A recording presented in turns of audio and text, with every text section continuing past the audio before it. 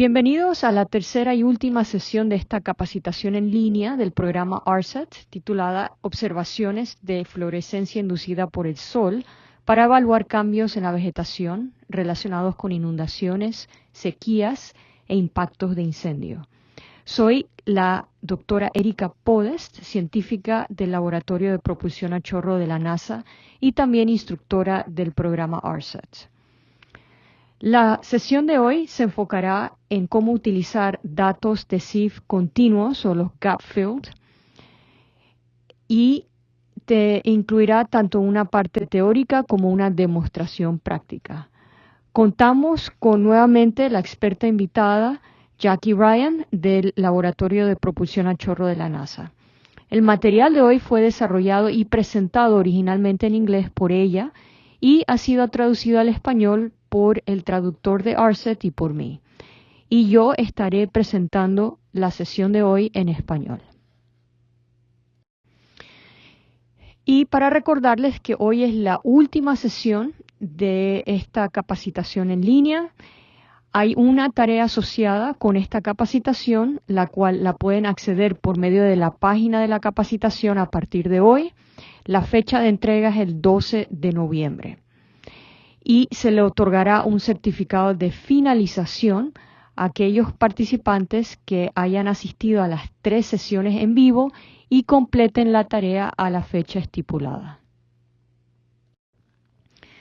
Y esta es una lista de los prerequisitos de esta capacitación, los fundamentos de la percepción remota, y también hace un par de años hicimos una capacitación sobre SIF y combinada con LiDAR. Así que el prerequisito es repasar la sesión de SIF, que era parte de esa capacitación. Aquí tenemos las instructoras de hoy. Tenemos como invitada, la experta invitada nuevamente a Jackie Ryan, es desarrolladora de visualización de datos en el Laboratorio de Propulsión a Chorro de la NASA.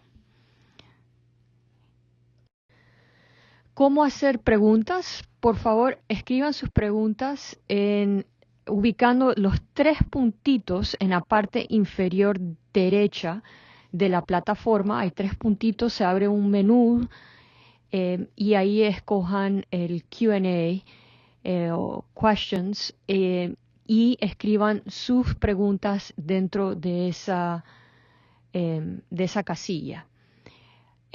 Las preguntas las responderemos al final de esta sesión. Pueden escribir sus preguntas durante la sesión. Intentaremos responder todas las preguntas al final en la sesión de preguntas y respuestas, pero las que no podamos responder las estaremos entonces respondiendo en el documento. Estamos recopilando todas las preguntas, las ponemos en un documento y ese documento entonces lo vamos a poner en línea con las respuestas. Y este documento lo pueden acceder desde la página de la capacitación en un par de días. Comencemos con la sesión de hoy, donde estaremos analizando el uso de datos de SIF con brechas rellenadas, lo que en inglés le llaman gap filled, para el análisis de la vegetación utilizando datos de GOES-IF. Y estos datos de GOES-IF fueron creados por un equipo de investigadores de la Universidad de New Hampshire en los Estados Unidos. En particular, vamos a investigar un estudio de casos sobre las inundaciones que ocurrieron en el medio oeste de los Estados Unidos en el 2019 y el impacto de estas inundaciones en agricultura, específicamente en lo que le llaman el Corn Belt de los Estados Unidos o el cinturón de maíz. Y aquí tienen una breve descripción de lo que vamos a cubrir hoy y los principales objetivos de lo que esperamos que obtengan de la demostración del código utilizando el cuaderno de Jupyter. Antes de adentrarnos en el código, me gustaría darles un poco de contexto sobre las mediciones de SIF recopiladas por otras misiones espaciales. Hasta ahora hemos estado utilizando OCO2 y OCO3 exclusivamente en nuestros ejercicios, sin discutir realmente las fuentes de datos provenientes de otras misiones satelitales. Las misiones OCO no son las que recopilan datos de SIF, o sea, no son las únicas que recopilan datos de SIF, por lo que, dependiendo de las necesidades de su análisis, podrían encontrar útil incorporar datos de otras fuentes. Y de hecho, el punto principal de nuestra discusión de hoy es resaltar algunas de las limitaciones de depender exclusivamente de las observaciones de OCO2 y OCO3 que hemos usado en las dos primeras partes o sesiones. Al utilizar un producto con las brechas rellenadas o gap filled, podemos obtener un contexto espacial más amplio sobre, por ejemplo, el impacto de un evento de inundación. Y en nuestro estudio de caso van a poder ver una vista, bueno, en el estudio de caso aquí, en esta imagen aquí, pueden ver una vista comparativa satelital, donde el lado izquierdo corresponde al 2018 y el lado derecho al 2019. Las inundaciones del 2019 fueron extremadamente severas y provocaron la pérdida de 3 vidas, además de causar daños significativos a propiedades en aproximadamente una docena de estados. En el cuaderno que van a ver más adelante, nos centraremos en los impactos sobre la vegetación terrestre, más que en los impactos económicos o sociales. Y específicamente nos enfocaremos principalmente en las tierras de cultivo. La base de este análisis proviene del artículo de Jean et al. Del 2020, cuyos resultados discutiremos también más adelante. Y finalmente, como punto de comparación adicional, veremos un caso de estudio complementario que examina los impactos de la sequía del 2012 en el medio oeste de los Estados Unidos sobre las tierras de cultivo del Corn Belt o la correa de maíz, el área donde crece mucho maíz en los Estados Unidos. Entonces, antes de adentrarnos en la discusión sobre otras fuentes de datos, quiero repasar por qué estamos utilizando SIF para el análisis de la vegetación en primer lugar. Si ya tienen experiencia trabajando con datos de teledetección multiespectral para este tipo de estudios, sabrán que existen numerosos índices de vegetación que pueden derivarse de los datos satelitales. Y algunos ejemplos de estos índices son el índice de vegetación de diferencia normalizada, NDVI, el índice de vegetación mejorado, EVI, la reflectancia del infrarrojo cercano de la vegetación, NIRV, y el índice de clorofila de carotenoides, CCI. Todos estos índices se obtienen calculando la relación entre señales espectrales observadas, como una forma indirecta de estimar la fotosíntesis, o al menos de medir la salud de la vegetación en el entorno. Sin embargo, la medición más directa que realmente nos interesa es la productividad primaria bruta, o GPP, por sus siglas en inglés, que representa la fijación de carbono realizada por un ecosistema. Y aunque GPP sería la mejor variable para el análisis de la vegetación desde la perspectiva de la teledetección, es muy difícil observar directamente desde el espacio. Ahora, como nota adicional, existen algunas mediciones basadas en radar de apertura sintética o SAR que pueden estimar la biomasa, como aquellas que están siendo obtenidas por el satélite Biomass, recientemente lanzado por la Agencia Espacial Europea. Sin embargo, este enfoque es relativamente nuevo y aún presenta limitaciones en la cobertura de datos. Ahora, dicho esto, debido a los desafíos que implica el uso directo de GPP, suele ser necesario utilizar mediciones alternativas. Y el gráfico que ven aquí en esta diapositiva compara algunos de los índices mencionados con GPP para mostrar que también se correlacionan. Y estos datos corresponden a un bosque boreal en el norte de Canadá, por lo que la correlación puede variar dependiendo del tipo de bioma analizado o del caso de estudio que veremos hoy. Por ejemplo, en este caso, CCI está casi tan correlacionado con GPP como lo está CIF, pero CCI es especialmente adecuado para biomas dominados por gimnospermas, como los bosques boreales, debido a los cambios fenológicos y la reflectancia de las agujas de los árboles perennes. En otras palabras, en bosques caducifolios, bosques siempre verdes de hoja ancha o zonas agrícolas, no deberíamos esperar la misma correlación entre CCI y GPP. Y tomemos un momento para analizar el gráfico con más detalle. En la parte superior vemos que CIF es la variable más correlacionada con GPP, con un valor R al cuadrado de 0.92.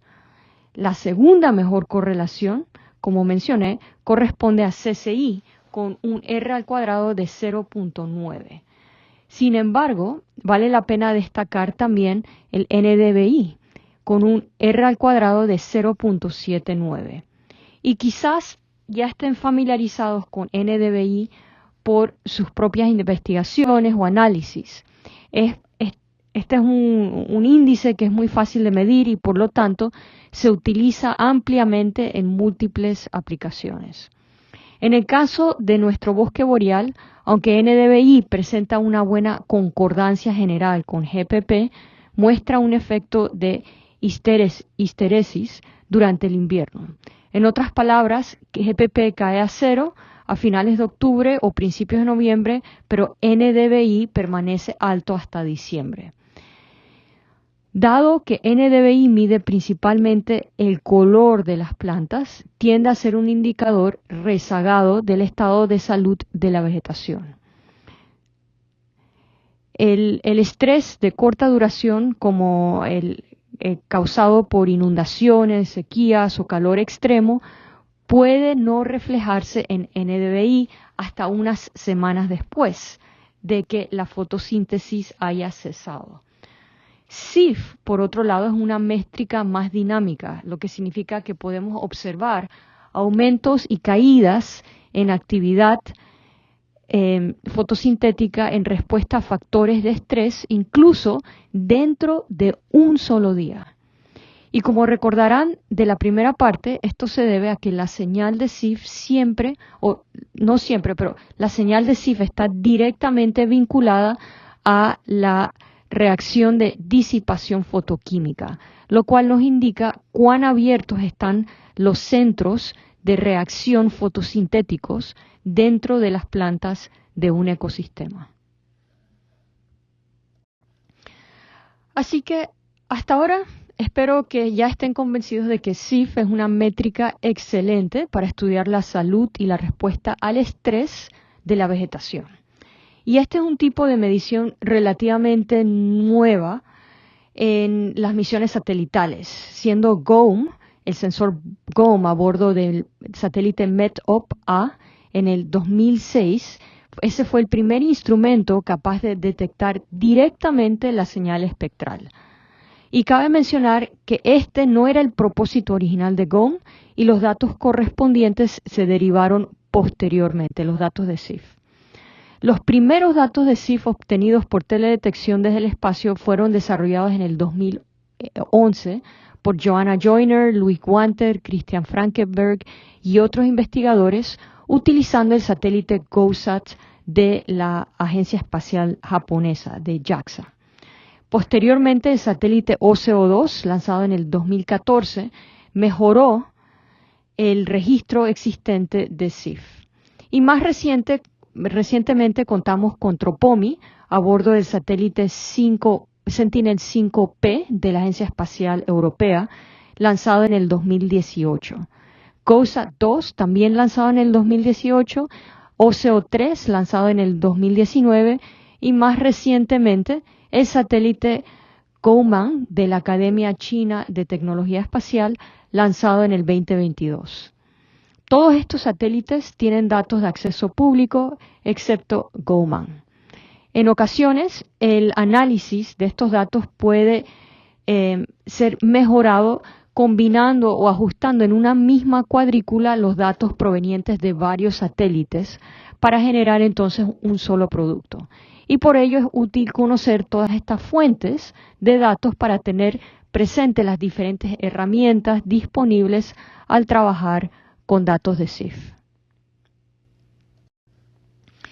El primer satélite del que quiero hablar es GOSAT. Como mencioné, es el satélite que tiene los datos más viejos, pero sufre de baja disponibilidad espacial de datos. Y como pueden ver en el gráfico aquí en esta diapositiva, que viene del artículo de Sun et al., que vimos en la primera sesión, GOSAT aparece en la parte superior, seguido de las cuadrículas de OCO2 y OCO3, muy similares a los mapas que creamos anteriormente. Y al igual que muchos otros satélites de observación de la Tierra como OCO2, GOSAT tiene una órbita heliosíncrona, lo que significa que observa un punto en una latitud dada específica, siempre a la misma hora solar en cada órbita. Y aunque GOSAT mejoró la resolución de GOME, sigue siendo de aproximadamente 0.1 grados, por lo que es más adecuado para análisis a nivel de ecosistema. Y esto puede no ser evidente en la figura en esta diapositiva, porque estamos viendo pues en una figura pequeña, un área extensa. Y en esta figura los datos de OCO se han cuadriculado a 0.5 grados para compararlos con los de GOSAT. Ahora, pueden encontrar más información sobre estos datos en dos artículos cuyo enlace están aquí en esta diapositiva. Y pueden acceder también directamente los datos mediante el último enlace en esta diapositiva. Así que GOSAT-SIF, los datos de SIF de GOSAT es otro excelente recurso para complementar los datos de OCO2 y OCO3. La mayoría de las publicaciones que hemos discutido en esta capacitación utilizan datos de Tropomi para complementar otras fuentes de SIF, y con buena razón. Como pueden ver en el gráfico en esta diapositiva, la cobertura espacial es bastante amplia y las mediciones están disponibles con una frecuencia subdiaria. Y aunque no cubrimos su uso en esta capacitación, recomendamos que exploren los datos de SIF de Tropomi por su cuenta. Ahora, un aspecto importante a tener en cuenta es que no se puede hacer una comparación directa entre las mediciones de SIF hechas a 757 nanómetros de OCO2 y OCO3 y las de Tropomi. Por lo tanto, es mejor que comparen únicamente los datos de SIF hechos a 740 nanómetros entre los dos instrumentos. Y al igual que con GOSAT, he incluido un artículo que describe la base teórica para las mediciones de SIF de Tropomi y también un enlace donde pueden acceder los datos. Y volvamos ahora al gráfico rasterizado de OCO3 que hicimos en el primer ejercicio del cuaderno. Y al observar este gráfico pueden notar que para junio del 2020 y en general para cualquier mes dado, la cobertura espacial es relativamente limitada.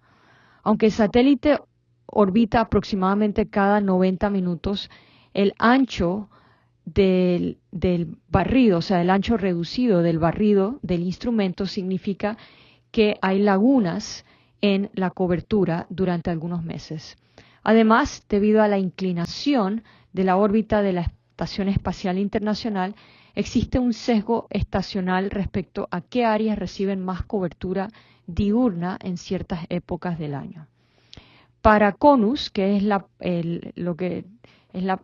parte continental de los Estados Unidos, esto significa que obtenemos mucha cobertura en mayo y en junio, y es posible que hayan notado esto al ver qué fechas tenían observaciones de SIF disponibles durante el segundo ejercicio que hicimos.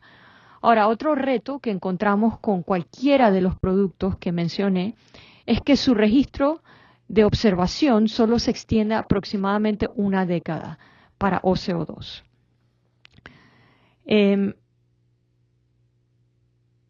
Así que contamos con 11 años de datos y como máximo está GOSAT, que se remonta al 2006.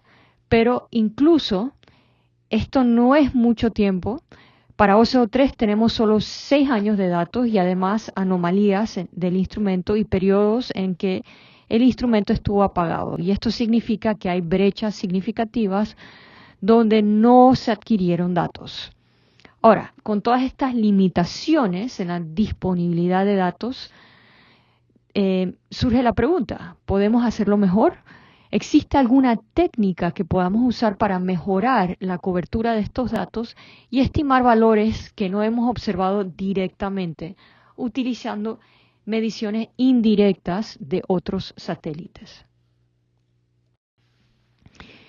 Y como ya probablemente hayan adivinado, la respuesta es que podemos usar una técnica llamada gap filling o fusión de datos.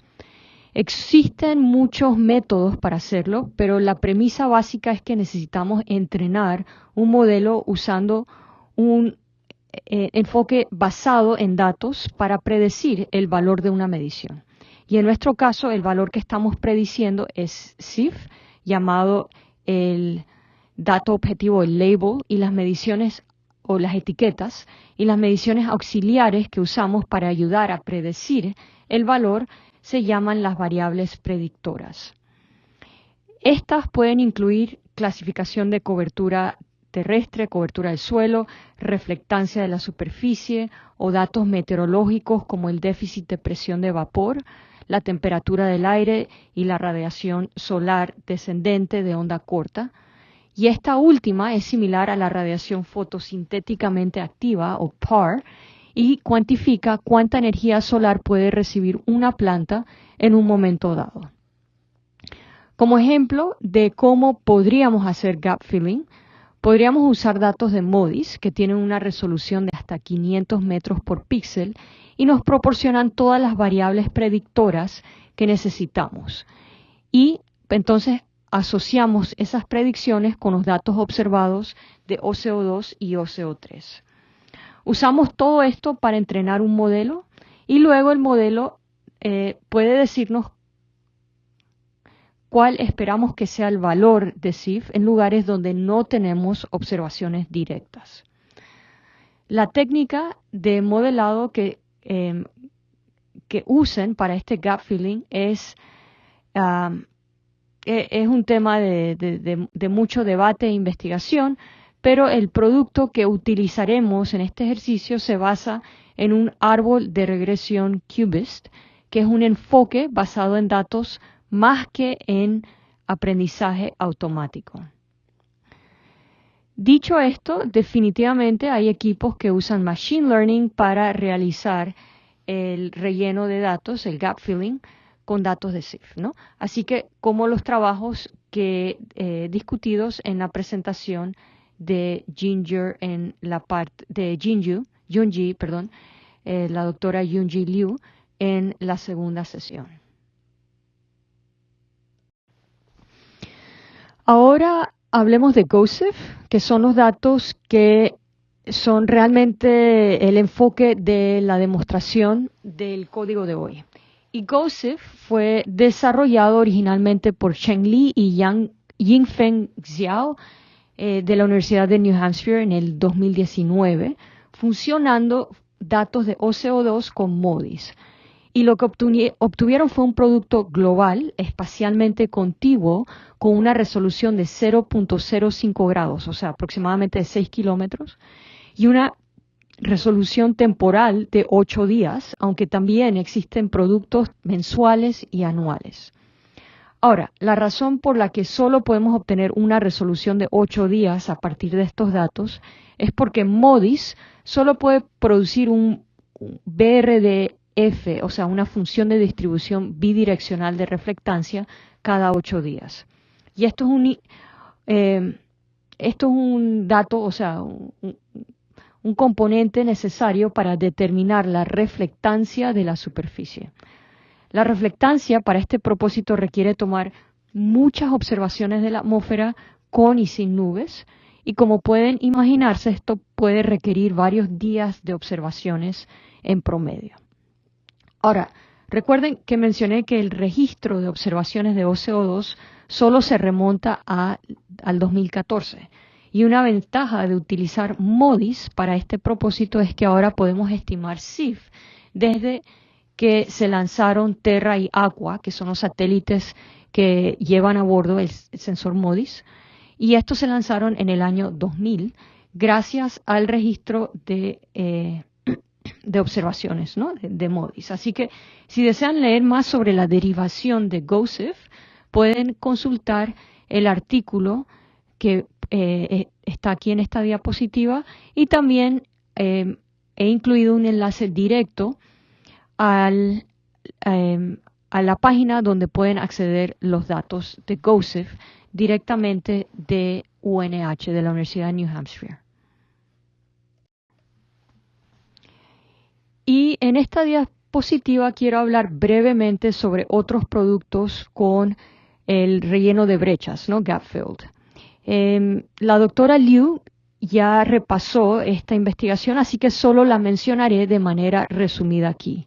Sin embargo, hay otros productos que podrían considerar usar en sus análisis, y ninguno de estos tiene la facilidad de acceso a datos que tiene GOSIF, por lo que es posible que tengan que reproducir o aplicar su técnica en lugar de simplemente descargar los datos desde una página.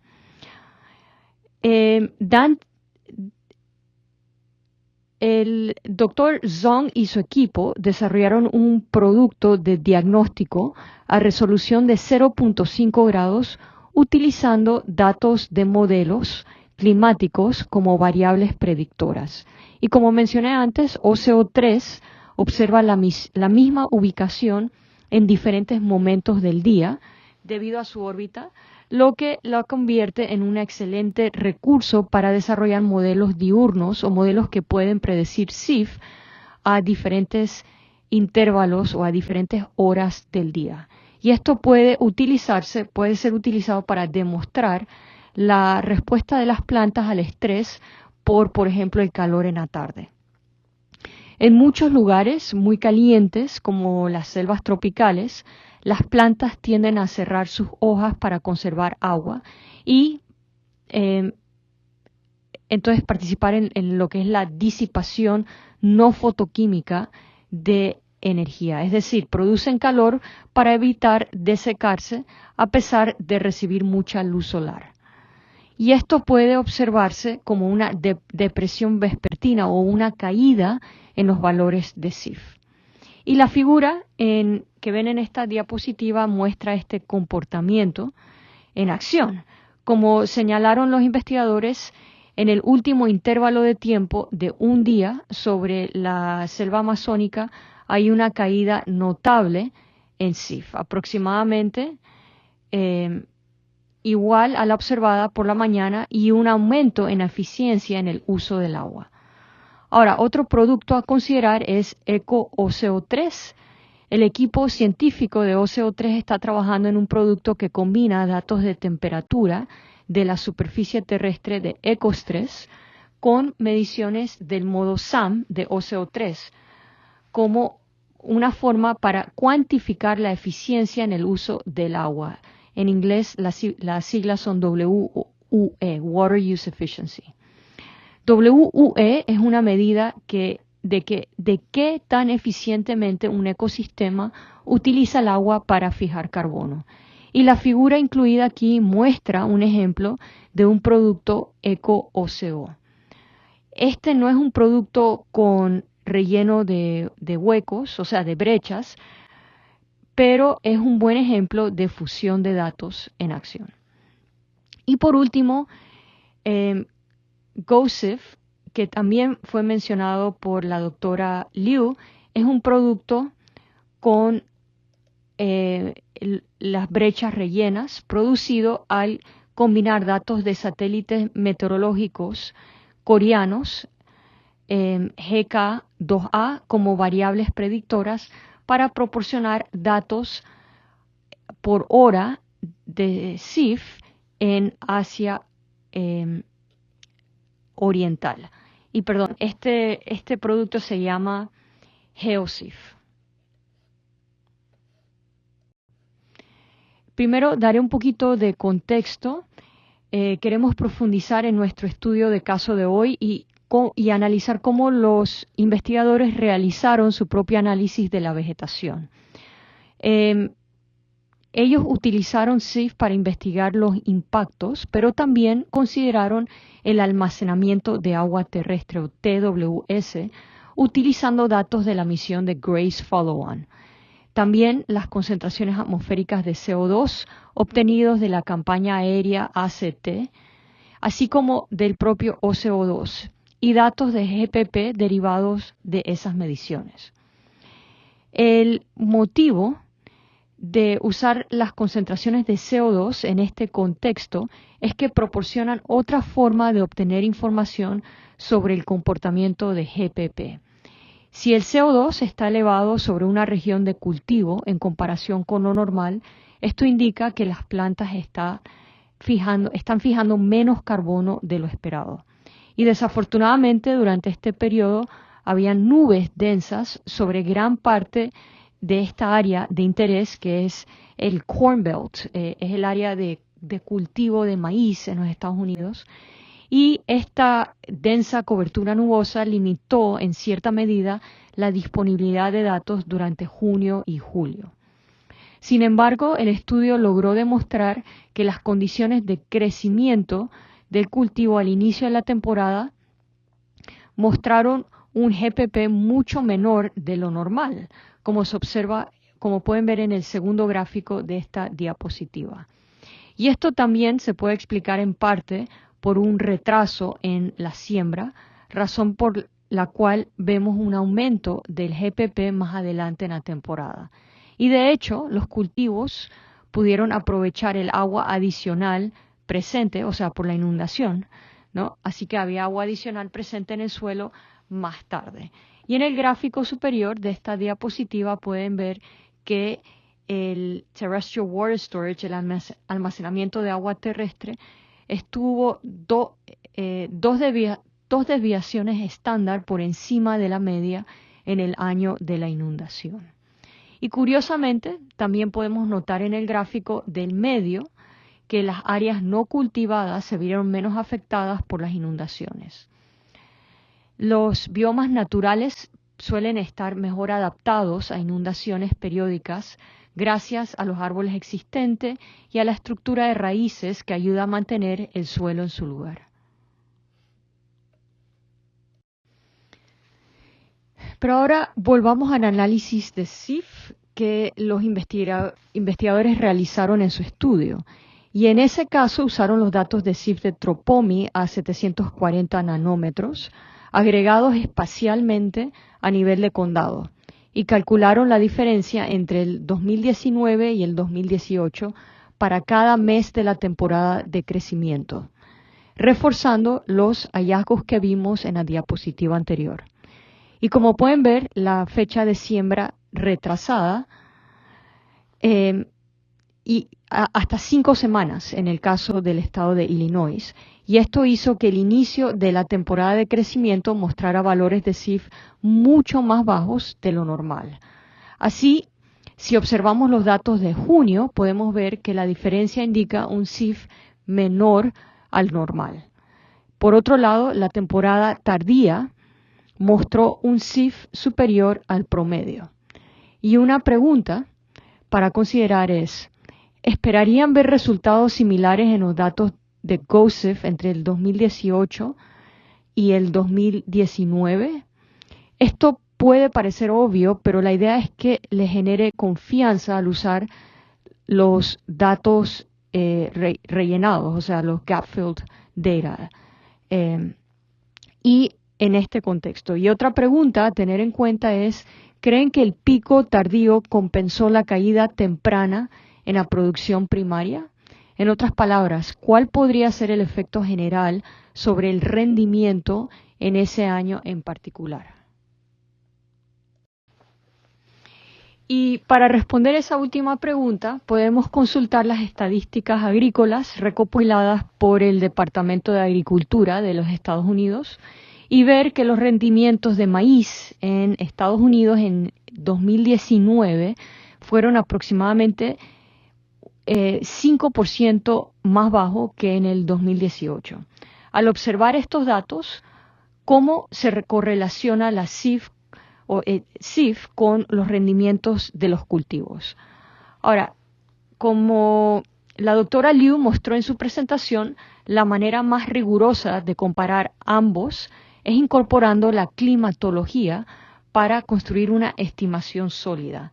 Y de manera simplificada, sin embargo, podemos considerar que el rendimiento total está relacionado con la integración bajo la curva de CIF o GPP.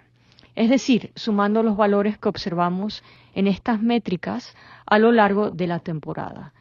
Y esto funciona principalmente para cultivos anuales, porque el cultivo cosechado completa todo su ciclo de vida en una sola temporada, a diferencia de los cultivos perennes, cuyo rendimiento puede verse afectado por temporadas anteriores.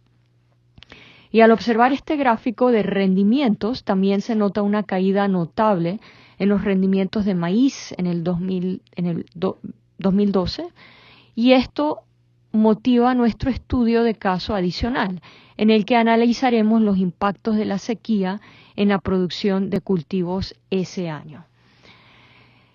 El 2012 fue un año extremadamente caluroso y seco en esta región, en el Corn Belt, y no hubo almacenamiento de agua adicional para mitigar los efectos como ocurrió en el 2019.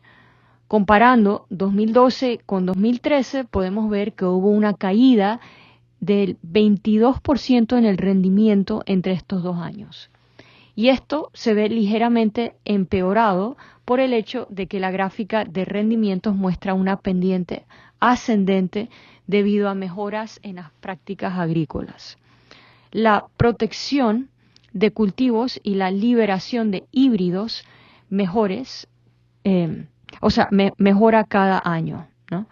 Así que sí, hay mejores prácticas, hay nuevos híbridos y el rendimiento incrementa cada año. Y esa es la línea de tendencia ascendente a la que me refiero aquí. Y esto concluye esta parte de la presentación teórica de esta sesión. Ahora vamos a pasar a la demostración del código. Ya he explicado el contexto de que estaremos utilizando datos de GOSIF y por qué es útil para nuestro análisis. Y hoy repasaremos el tercer cuaderno que se llama GOSIF.ipynb. Y como en los ejercicios anteriores, primero querrán cargar el entorno del Jupyter Hub usando el script de configuración que les proporcioné. Así que ahora saldré de esta presentación e iré a mi ventana de la terminal.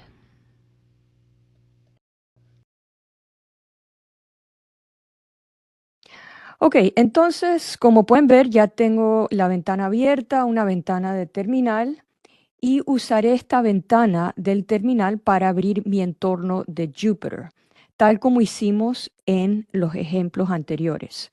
Así que primero quiero navegar hasta donde tengo el código, y esto puede variar dependiendo de dónde clonaron el repositorio en su computadora.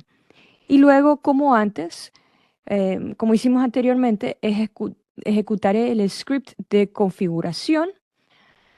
Y como estoy en un Mac, usaré setup.sh. Si están en Windows, deberán ejecutar el script del PowerShell, que es setup.ps1. Muy bien, entonces veo que mi servidor ya ha ejecutado y voy a bajar la ventana del navegador para que puedan ver el entorno de Jupyter que tengo abierto. Entonces, ahora navegaré hasta el tercer cuaderno. Y lo que voy a hacer aquí es, voy a cerrar las otras pestañas para que podamos enfocarnos en el, en el ejercicio de hoy. ¿Ok? Entonces, vemos en la pantalla Working with Geosif Data en su entorno de Jupyter. Y la primera celda que vamos a ejecutar simplemente importa las bibliotecas como hicimos en los ejercicios anteriores. Así que la ejecutaré, la primera celda, y con esto, con eso listo, entonces la primera parte del ejercicio se enfocará en descargar los datos de GOSIF.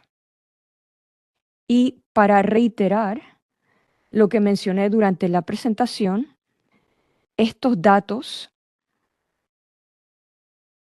fueron producidos por el doctor Guisong Zhao y Xing Li de la Universidad de New Hampshire, UNH. Entonces, ellos tomaron datos de OCO2 y desarrollaron un modelo que puede estimar con una resolución espacial de 0.05 grados, aproximadamente 6 kilómetros por píxel, en frecuencias de 8 días, mensuales o anuales. Así que 3 diferentes resoluciones temporales.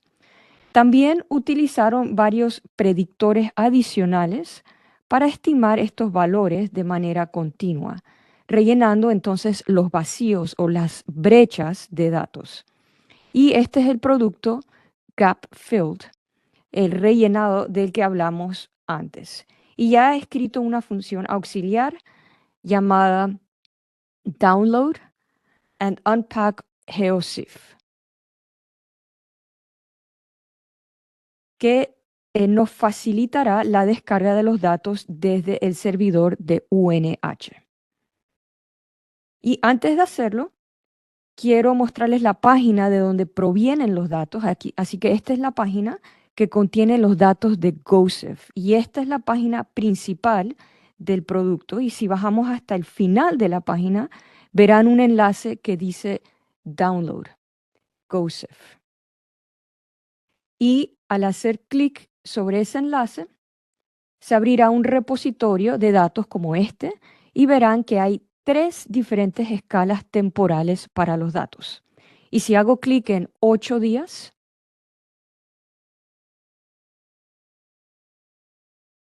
pueden ver varios archivos TIFF comprimidos con gzip. Y estos archivos TIFF tienen fechas asociadas, un año y un día del año. Y estas estimaciones cubren desde el año 2000 hasta finales de 2024. Por lo que hay una gran cantidad de información disponible. Y cada archivo individual es de aproximadamente 10 megabytes de tamaño. Ok, entonces lo que vamos a hacer ahora es volver al cuaderno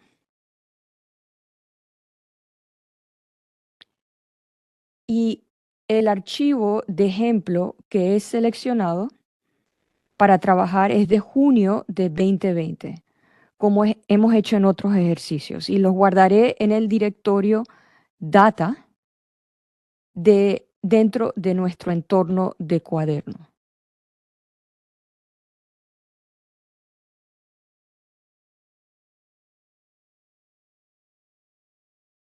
Así que crearemos un nuevo directorio llamado GOSIF para almacenar estos datos. Y si proporcionan un día del año, obtendrán los datos de 8 días. Y como estoy proporcionando un año y un mes, la función sabrá que estoy solicitando los datos mensuales. Y si proporciono solo un año, la función entonces descargará el archivo anual del repositorio. Entonces, bien, pueden ver en la barra de progreso, que ahorita se va a activar,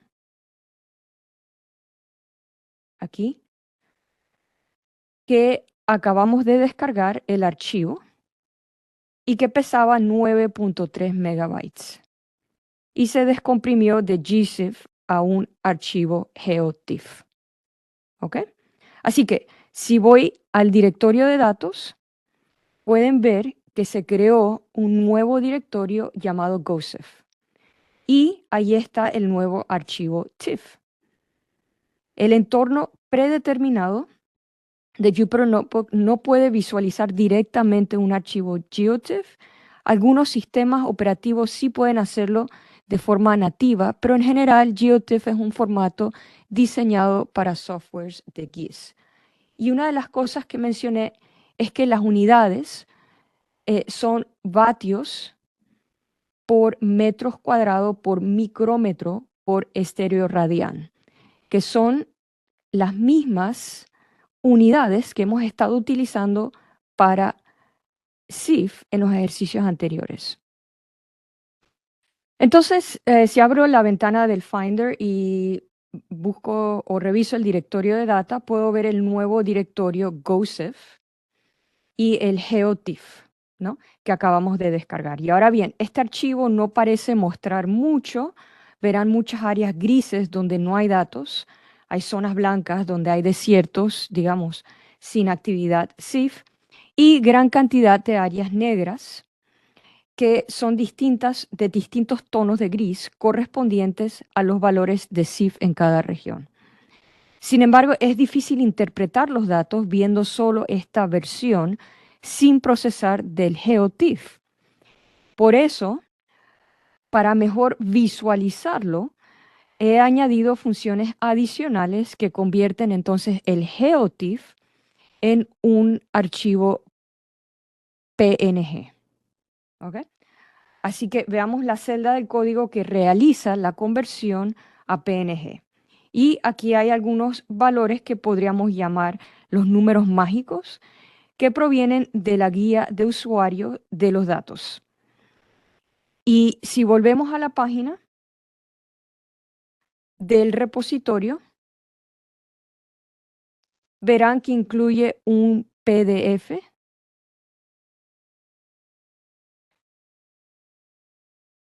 y al abrirlo, los autores incluyen información que es muy útil para interpretar los datos.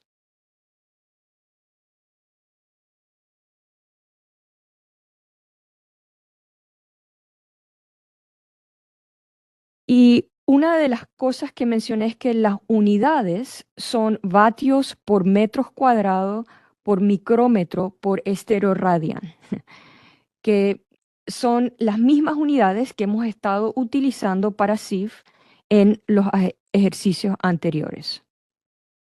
Sin embargo, el factor de escala, estas son las unidades, el factor de escala es 1 por 10 a la menos 4, aquí. Y esto significa que debemos multiplicar los valores brutos de GeoTIFF por este factor para entonces obtener las unidades correctas. Además, hay dos valores de relleno o los fill values asociados con áreas donde no se espera encontrar valores de SIF. Y debemos filtrar estos valores 32.766 para cuerpos de agua y 32.767 para superficies terrestres debajo de hielo o nieve durante todo el año, ¿no? Así que debemos filtrar estos valores y tratarlos como transparencia al convertir el archivo a PNG. Así que volvemos al código y pueden ver que estamos considerando estos dos valores sin datos mediante este umbral, ¿no? Y solo usaremos valores del GeoTIFF menores que 32.765. Entonces, después de filtrar, aplicamos el factor de escala aquí, lo que nos da los resultados en las unidades esperadas. Y lo que voy a hacer entonces es ejecutar esta celda.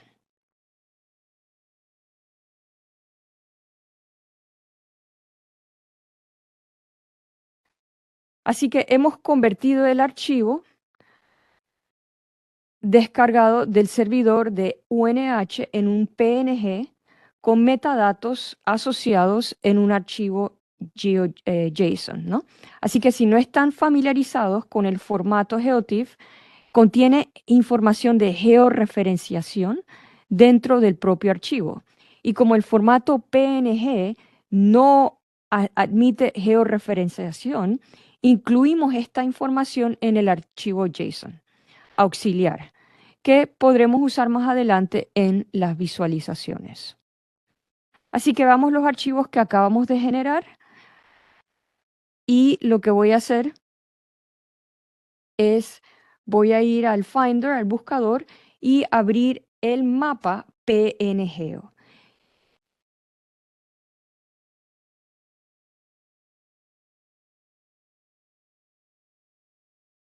Y podrán ver que los colores, o sea, se puede ver mucha más información, ¿no?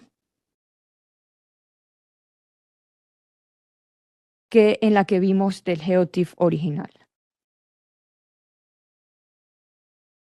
Así que la forma que se escalan los valores permite que se vean las pequeñas diferencias en valores de CIF, ¿no? Y también podrían ver esta información en una plataforma, un software como de GIS, como QGIS. Pero dado que estamos trabajando dentro de un cuaderno de Jupyter, pensé que sería útil incluir los PNGs. Y una cosa que tal vez hayan notado es que el PNG no tiene una escala de referencia para los valores de CIF. Hay otro parámetro que aún no mencioné y este es el parámetro Vmax, similar al que usamos en otros ejercicios. Y en este caso, Vmax se escala antes de aplicar el factor de escala. Así que un valor de 8000 corresponde a 0.8 vatios por metro cuadrado por micrómetro por estereoradian, lo cual concuerda con los valores de CIF observados en junio al crear nuestro raster en cuadrícula. Y un detalle importante sobre el producto GOSIF es que sus valores se basan en la longitud de onda de 757 nanómetros del CIF, del sensor CIF. De OCO2, por lo que los valores deben coincidir con las observaciones reales de a 757 nanómetros en lugar de los 740 nanómetros que suelen representar el pico de CIF.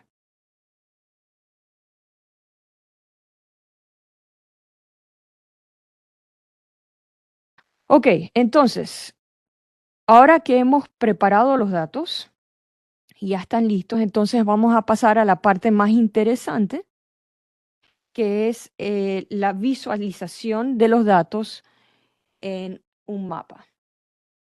Y para hacerlo, he desarrollado un widget y su configuración está en esta celda. Y al ejecutarlo, se va a abrir una página local en su computadora que les permitirá explorar el archivo de una forma interactiva. Y dado que los archivos contienen mucha información, es muy útil entonces poder hacer zoom y desplazarse dentro del mapa que uno abre para apreciar los detalles.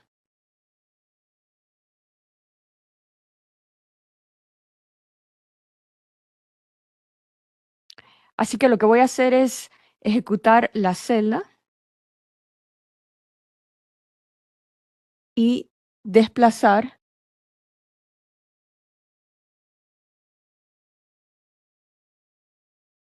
hacia arriba y verán que el mapa se abre dentro del cuaderno de Jupyter. Y si el formato resulta difícil de visualizar, hay un enlace que abre el mapa en una nueva pestaña o sea, una pestaña individual.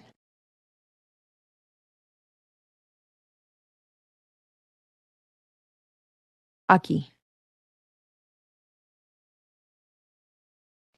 Y con esto abierto, entonces podemos explorar los datos de CIF convertidos y pueden, digamos, acercar o alejar con el mouse o los botones de más y menos para acercarse y alejarse. Y si hago zoom sobre Estados Unidos, se observa una zona activa en los bosques templados de este país, ¿no? Así que las áreas más activas, con más actividad fotosintética, donde hay más vegetación y con valores más altos de CIF, son las áreas amarillas.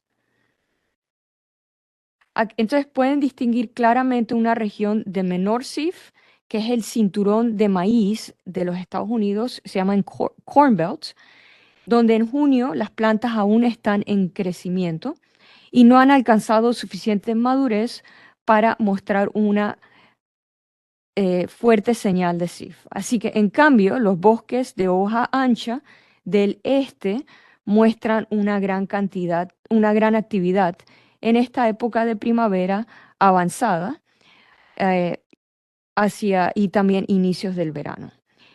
También podemos observar otros patrones, estos nada más pues, en los Estados Unidos, pero en el mundo, una de las ventajas del producto de GOSEF es que gracias al método de gap filling, donde rellenamos esas brechas, podemos visualizar cualquier parte del planeta en cualquier periodo disponible. Y esto contrasta con los rásteres en cuadrícula que generamos antes, donde habían brechas debido a las limitaciones de la cobertura orbital de la estación espacial, donde está OCO3, o también de OCO2, ¿no? Porque tiene un tiempo de revisita de cada X número de días. Así que en las latitudes medias cercanas al Ecuador podemos ver las dos grandes selvas tropicales, la de Sudamérica y la de África, que contienen niveles moderados de CIF, menores que los datos de bosques templados del hemisferio norte. Esto es algo consistente con la fotosíntesis constante durante todo el año en estas regiones. Por otro lado, los desiertos como el Sahara, el Mojave y los de Chile y Argentina muestran valores bajos de CIF, reflejando, por supuesto, la escasa actividad vegetal, o sea, la poca vegetación que se encuentra en esas áreas. Y debido al umbral aplicado, logramos entonces filtrar los valores de hielo y agua que no tienen CIF y solo si hubiéramos mantenido estos valores habrían dificultado la interpretación del mapa. Así que eso fue el objetivo del umbral que se aplicó. Ahora, el icono de carpeta en la esquina del widget permite abrir otros archivos GOSEF convertidos que generan eh, que han generado durante el ejercicio o en la tarea. Y esto es útil si quieren visualizar más datos sin volver a ejecutar el código. Y los detalles técnicos del widget son complejos y no son realmente relevantes para el análisis de los datos, así que no los abordaré aquí. El objetivo es simplemente ofrecer una alternativa interactiva a programas de SIG como QGIS.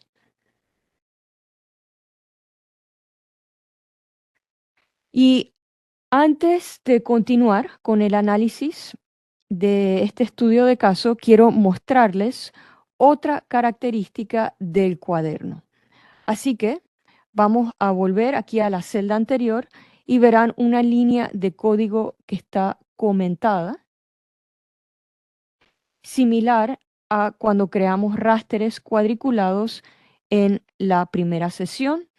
Podemos añadir un argumento para limitar los datos a una región geográfica específica.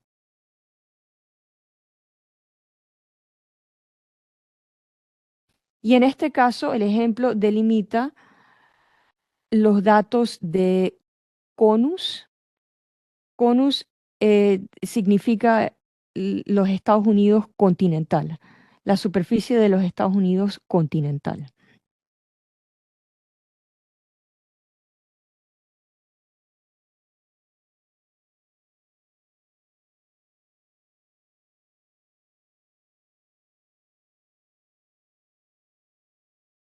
Entonces, lo que voy a hacer es, voy a descomentar. Ustedes pueden básicamente especificar cualquier área de interés para ustedes.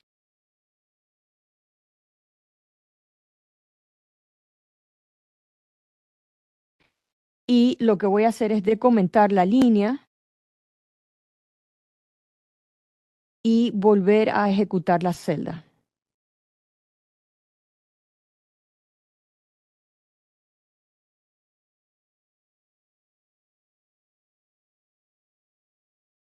¿No? Pero aquí pueden entonces poner la latitud y longitud del área de interés, ¿no? Como mencioné, esta área es el área continental de los Estados Unidos.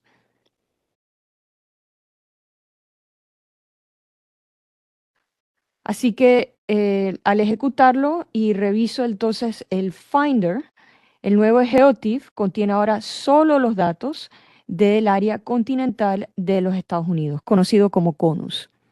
Y esto entonces puede acelerar ese procedimiento o procesamiento más adelante. Y al actualizar el mapa, verán que se ha hecho zoom automáticamente sobre los Estados Unidos y cuando abren un producto definido por una región, el programa automáticamente hará zoom al área definida. Y si planean generar muchos archivos PNG de esta manera, recomiendo cambiar el nombre de salida para no escribir sobre los datos anteriores.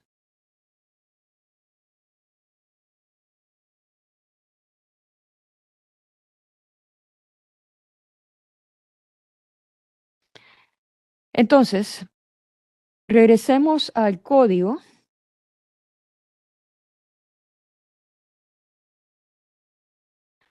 Como mostré en la celda anterior, el nombre del archivo se almacena en una variable que hemos llamado GOSIF underscore PNG.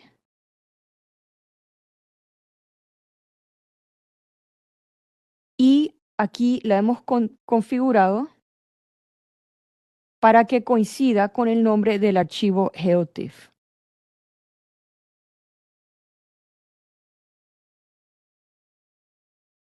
pero con la extensión PNG. Y si desean cambiarlo, podrían añadir algo más, como digamos, vamos a añadirle CONUS al nombre para que sea representativo el nombre del área que estamos analizando.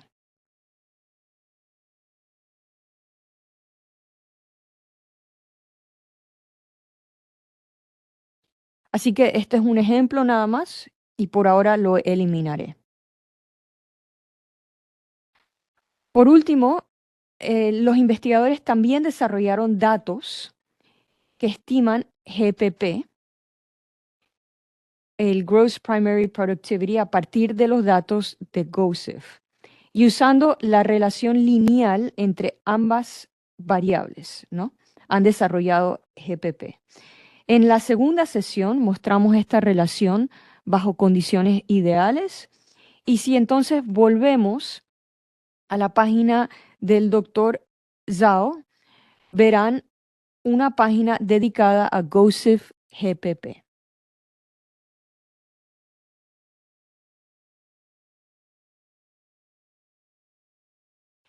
Y si nos desplazamos nuevamente hacia arriba en esta página, podrán ver una página de GOSIF GPP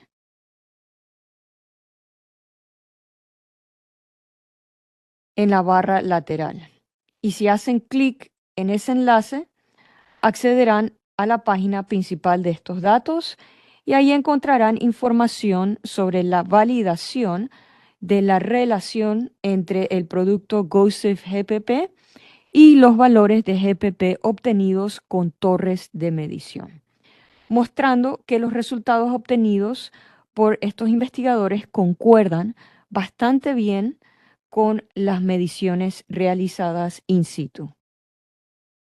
Así que esto puede ser otro recurso útil al realizar análisis de vegetación, aunque no lo cubriremos directamente en este curso. Sin embargo, si por su cuenta quisieran explorar estos datos, pueden hacerlo añadiendo la palabra clave que es dataset es igual a GOSIF GPP versión 2, de esta forma.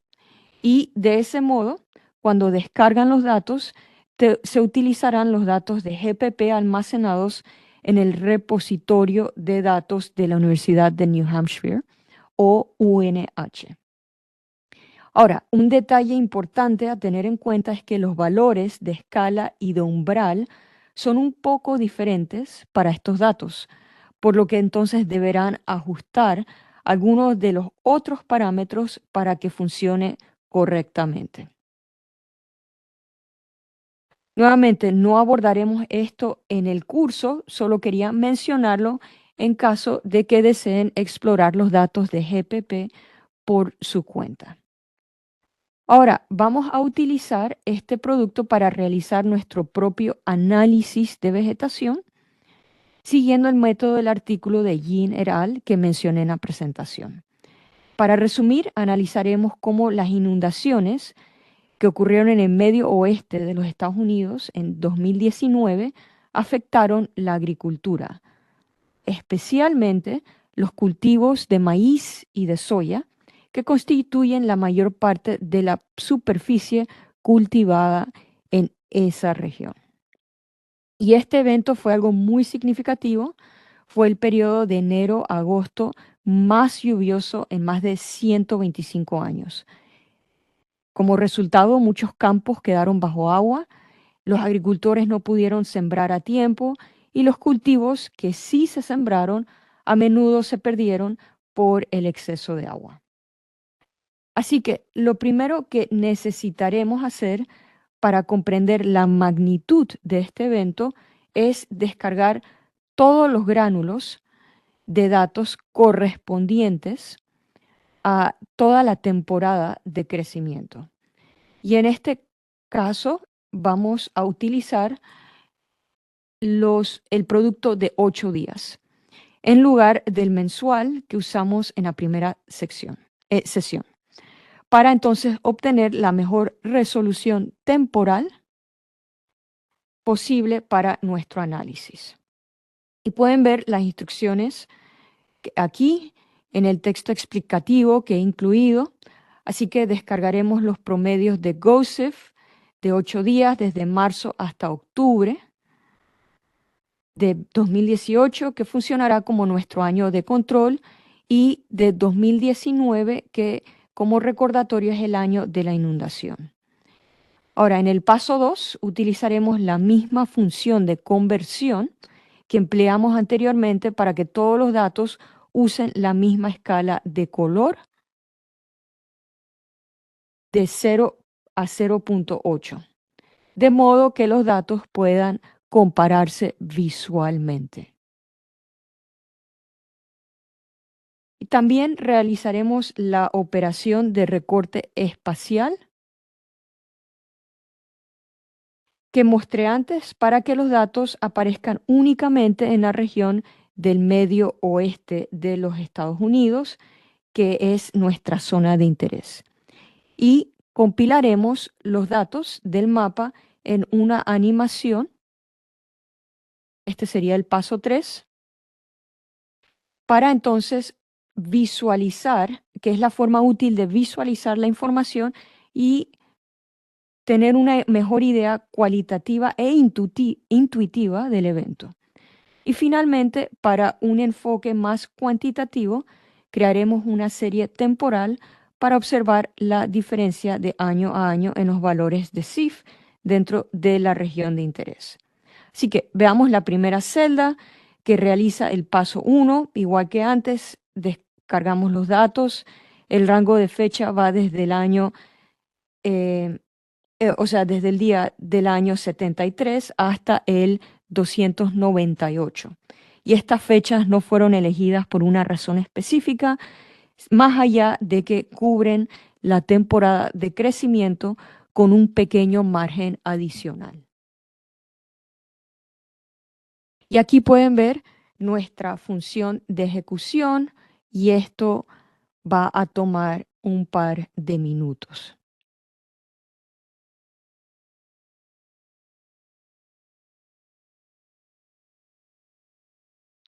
Y una vez que la celda termine de ejecutarse, descargamos todos los datos correspondientes a la temporada de crecimiento de 2018 y 2019.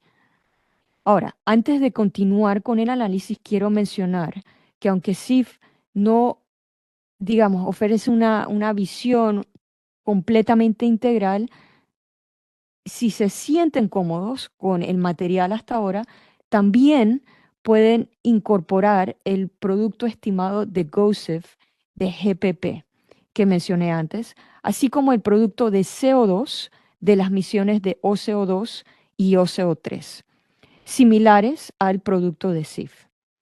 Y si han estado siguiendo desde la primera sesión, esto representaría un análisis más completo en línea con el estudio original. Así que veamos el estudio, puedo mostrarles un poco más de detalles sobre a lo que me refiero. Y ya mencioné en la presentación, esto en la presentación, pero les mostraré el estudio directamente. En particular, quiero señalar esta gráfica que no solo comparó los valores de CIF obtenidos de Tropomi y de OCO2, sino que también consideró el área sembrada, mostrando el retraso en la siembra de cultivos en 2019 y el retraso en el pico de CIF. Ahora, otro aspecto a observar es el almacenamiento de agua terrestre, lo que le llaman el terrestrial water storage, que también mencioné antes. Y esto proviene de los datos de Grace Follow-on, los cuales no abordaremos en esta capacitación, pero también se pueden combinar junto con los datos de GPP.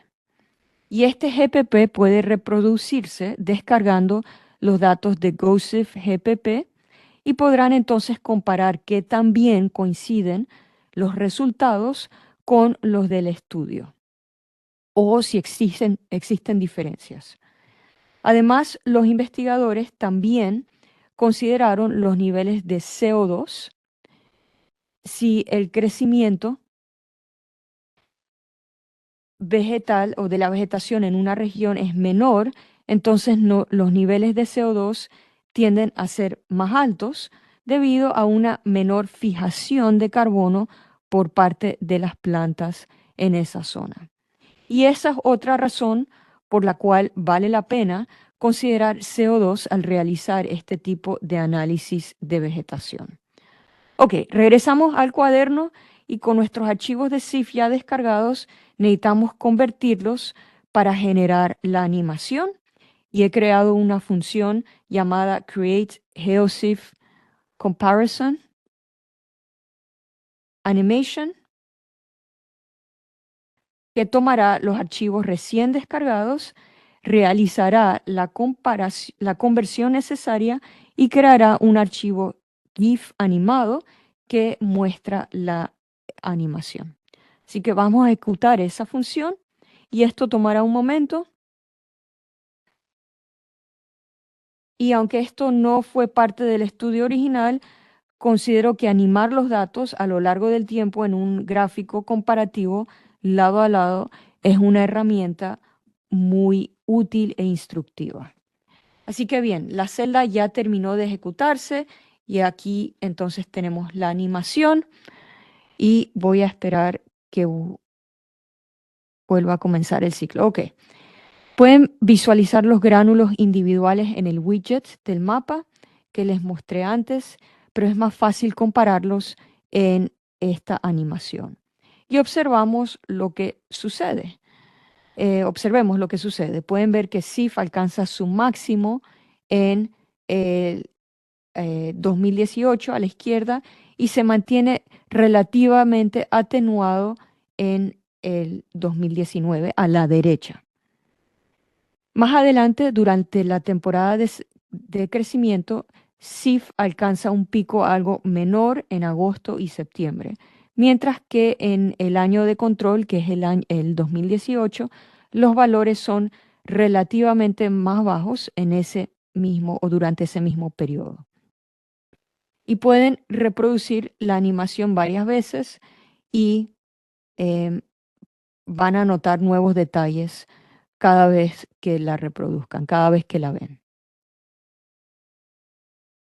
Ahora, aunque esta visualización es útil para obtener una idea, digamos, cualitativa de la magnitud del evento, también es importante incluir un análisis cuantitativo, utilizando una serie temporal para observar la diferencia en los picos de SIF a lo largo del tiempo en esta región. Y otro detalle que notarán en el gráfico es un polígono, es el polígono rojo sobre el medio oeste, nuestra área de interés. Este polígono identifica de manera aproximada la región conocida como el Corn Belt, el cinturón de maíz en los Estados Unidos. Ahora, no utilicé un área específica para crear este polígono, simplemente se basó en una interpretación aproximada de dónde se ubican los campos de maíz en el medio oeste de los Estados Unidos. Por lo tanto, no es completamente exhaustivo, eh, y en general podrían agregar todos los datos de SIF dentro de los límites, digamos, de un estado o una provincia, aunque eso incluiría algunas zonas silvestres en el análisis. Una alternativa sería usar el producto de cobertura de tierras agrícolas del USDA, que es el eh, Departamento de Agricultura de los Estados Unidos, para filtrar únicamente los datos correspondientes a las tierras cultivadas. Sin embargo, eso es un poco más complejo y no lo haremos aquí. Pero para que tengan una idea del tipo de cosas que se pueden hacer si quieren enfocarse nada más, digamos, en tierras agrícolas, ¿no? Así que para crear nuestra serie temporal, promediaremos todos los valores de SIF dentro de este polígono. Y dado que el porcentaje de áreas cultivadas dentro del polígono es bastante alto, deberíamos de estar observando principalmente una señal que proviene de estas tierras agrícolas. Y esta es una herramienta muy útil si desean analizar puntos espaciales dentro de este polígono, es decir, dentro del Corn Belt, del cinturón de maíz, utilizando el archivo GeoJSON auxiliar que habíamos especificado y que tenemos aquí en el código. Y antes de pasar de esta animación y avanzar hacia nuestro análisis cuantitativo, quiero señalar una última cosa, que observen que esta región, dentro de esta región, hay una en Missouri y una pequeña parte de Arkansas, justo debajo del polígono rojo. Y esta área corresponde a la región de lo que le llaman la región de los Ozarks, que está compuesta principalmente por bosques caducifolios de hoja ancha, a diferencia de las tierras agrícolas cultivadas. Em, las zonas naturales como estas experimentaron un pues un impacto menor en SIF e incluso mostraron un ligero aumento en la actividad de SIF durante el año de la inundación.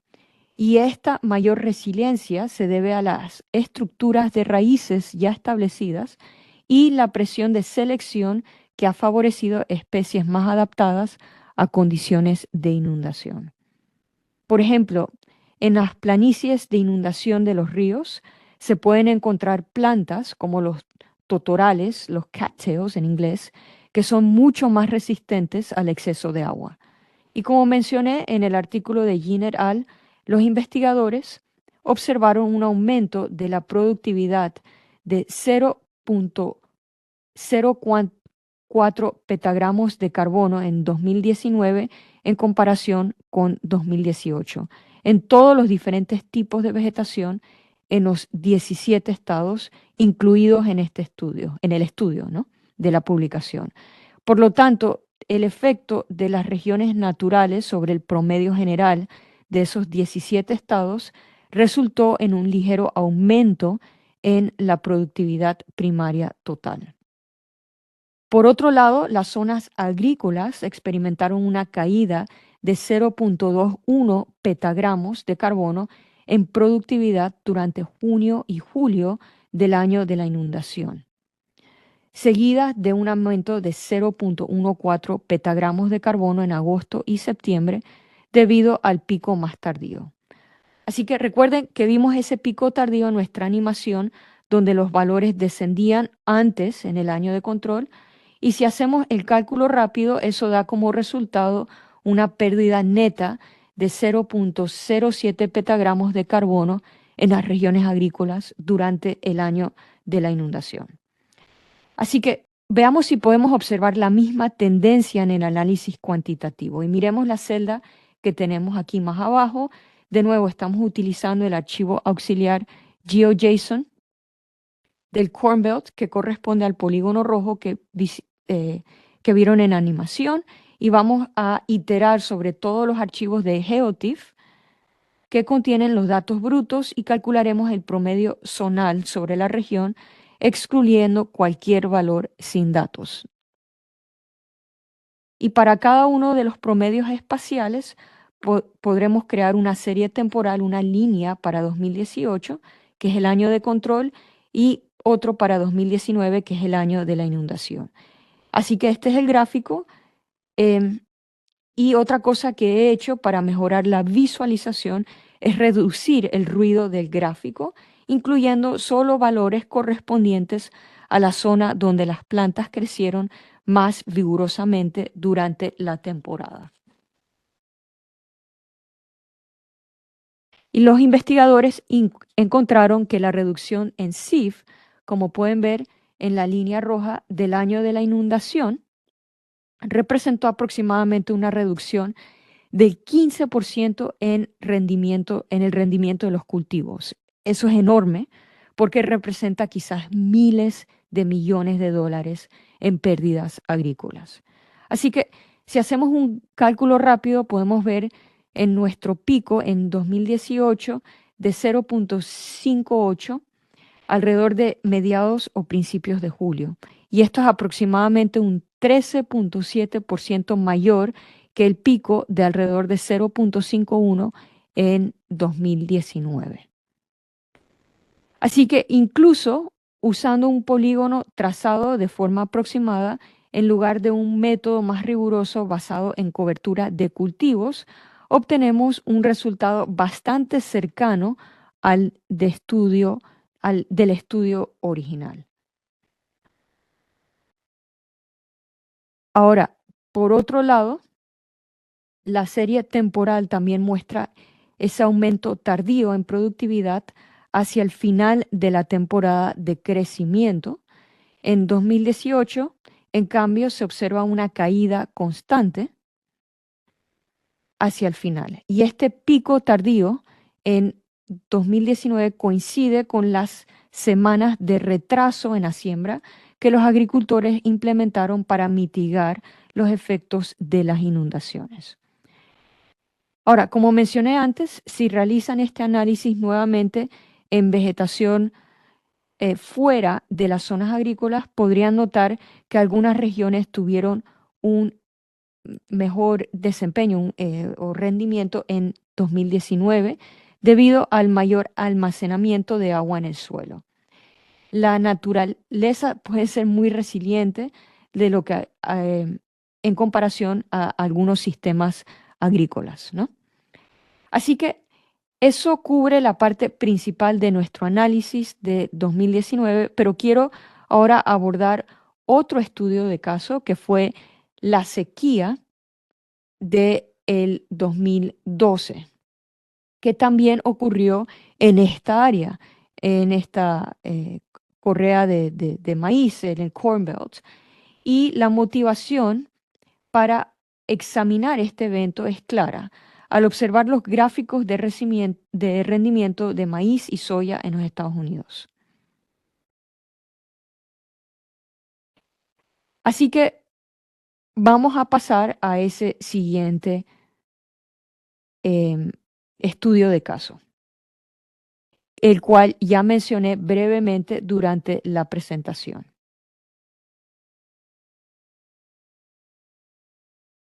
Y al observar los datos de rendimiento de maíz, podemos ver que en 2019, aunque hubo una caída notable, pues solo de alrededor de 5%. Y algo que podemos notar es que aunque vimos una caída del 15% en el pico de CIF, eso no se tradujo directamente en una caída del 15% en el rendimiento. Por lo tanto, la relación entre CIF y rendimiento no es perfectamente lineal en este caso. Y la razón para analizar 2012, como mencioné, es que ese año muestra una caída muy marcada en los rendimientos debido a la falta de lluvia y el calor extremo en esta área de los Estados Unidos. Si observamos los gráficos de rendimiento de soya, también vemos que aunque en 2019 hubo una disminución, no fue tan severa como la del 2002, el 2012.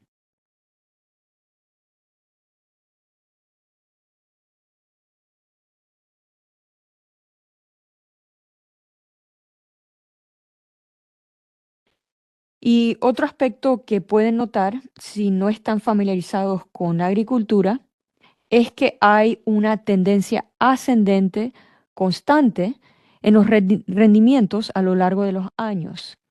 Esto se debe a las mejoras en las prácticas agrícolas y a los avances en híbridos que permiten mayores rendimientos año tras año. Por eso, al realizar análisis agrícolas, es importante elegir años de control consecutivos cuando sea posible, ya que el incremento continuo en el rendimiento también se refleja en el aumento progresivo en la productividad primaria y en CIF con el tiempo.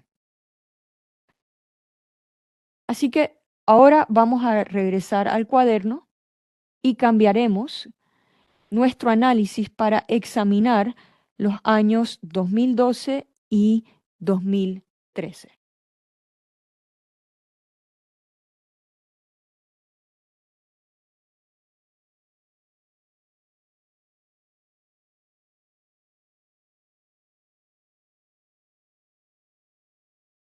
Y la razón por la cual no usaré 2011 es que ese año también experimentó una sequía moderada y una disminución en productividad.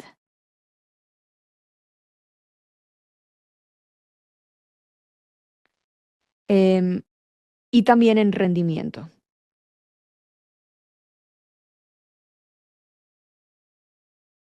Así que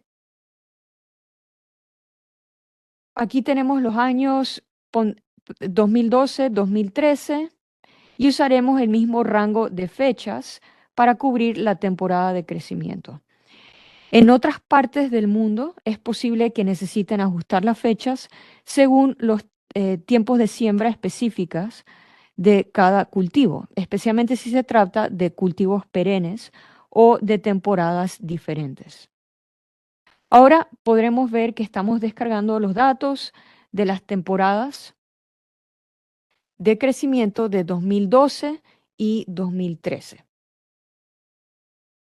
Encuentro este ejemplo especialmente interesante en contraste con el del 2019 porque veremos que SIF colapsa por una razón completamente distinta, no por exceso de agua, sino por escasez.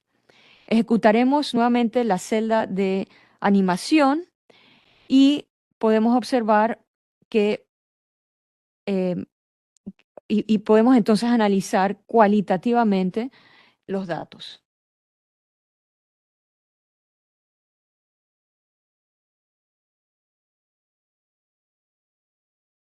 Así que este es el gráfico, el de la izquierda representa nuestro año anómalo, el 2012, mientras que el de la derecha muestra el año de control, que es el 2013. Y podemos ver que el pico de SIF es considerablemente menor en 2012 que en 2013. Incluso la vegetación natural en los Ozarks, que en 2019 mostraba buena resiliencia, presenta en 2012 niveles más bajos de SIF, aunque con un pico temprano. Así que hay regiones irregulares en el mapa que sugieren em, dificultades, digamos, en las zonas de crecimiento dentro del bosque o limitaciones en las zonas de crecimiento dentro del bosque templado. Lo asombroso de GOSEF es que podemos realizar este análisis con confianza en los datos, incluso aunque ambos años precedan el lanzamiento de OCO2 que ocurrió en 2014.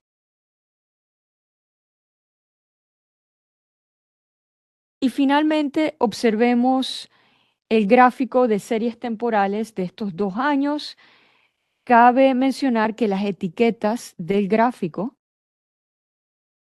pueden no verse, digamos, perfectamente, ya que el formato está ajustado para el ejemplo anterior, pero espero que puedan seguir la interpretación, ¿no? Así que aunque 2013 tuvo un inicio más lento, o sea, la línea en rojo es 2013, la azul es 2012, 2013 tuvo un inicio más lento, pueden ver aquí, en la temporada comparado con 2012 por diversas razones posibles. La historia principal que muestra este gráfico es cuán atenuado fue el pico de SIF en 2012 y se parece más a una meseta con niveles típicos del inicio de la temporada de crecimiento. Y esta caída drástica en la producción tuvo un impacto obviamente directo en los rendimientos, como vimos en los gráficos de maíz y de soya. Ahora, sin entrar demasiado en la parte económica, si observan los precios del maíz en este año, notarán que aumentaron significativamente, sin duda impulsados por la escasez de oferta tras la pobre cosecha del 2012, ¿no? Así que en cualquier caso, espero que estos estudios de caso les haya mostrado el la utilidad en el uso de los datos de SIF y cómo podemos aprovechar al máximo su potencial aplicando técnicas de interpolación o gap filling, y ya sea frente a inundaciones, sequías, olas de calor o incluso erupciones volcánicas que afectan la luz solar. SIF puede capturar todos estos efectos porque mide directamente la fotosíntesis. Aunque nuestro análisis de estos dos estudios de caso no ha sido, digamos, exhaustivo, debería, pues, proporcionarles una idea general de cómo puede emplearse el SIF interpolado. Y si desean llevarlo un paso más allá, les propongo un reto opcional, que sería cómo validarían las cifras de productividad primaria bruta o GPP presentadas en el resumen del artículo de Yin et al. Ok, entonces recuerden que existe un producto GoSIF GPP, el que mencioné anteriormente. Así que si toman esos datos y promedian espacialmente los valores de GPP de manera similar a cómo promediamos los valores de SIF para cada intervalo temporal sobre el Corn Belt, nuestra área de estudio, y durante la temporada de crecimiento, y luego comparan las sumas de esos valores entre 2018 y 2019, ¿qué podrían notar acerca de esas sumas? Esa es la pregunta. ¿Qué podrían notar acerca de esas sumas? Y aunque la diferencia entre ambas sumas probablemente no coincida exactamente con las cifras del artículo, debido a las diferencias en la técnica de agregación espacial, esperarían que el porcentaje de diferencia fuera comparable. Así que los invito a que ustedes exploren esto por su cuenta y si quieren, si desean y si quieren profundizar aún más en este ejercicio. Así que con esto concluimos esta parte de la demostración de esta sesión.